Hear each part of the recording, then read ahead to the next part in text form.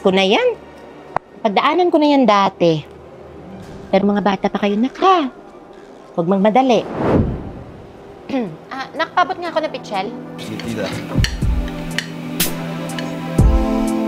Bakit ang daming sinasabi ng mga tao sa paligid? Ang init dito ah. Lumayo ka na. Ako daw ay sinungaling, lolokohin ka. May iba nun pang nakuha na ang gusto niya. Sana lang ay huwag ka makinig sa kanila. Pagkat di nila alam kung ano. Sorry, Kamsi ko.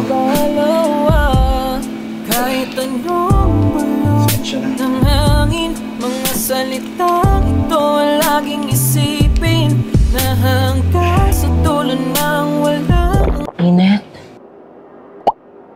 Inet. Hot sauce nga. May hot sauce ka ba? Paabot nga ng hot sauce po.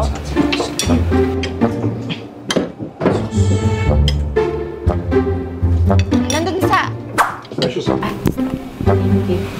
Doon pa rin pala nakalagay yung mga condiments niyo. Naalala ko ng mga bata pa tayo.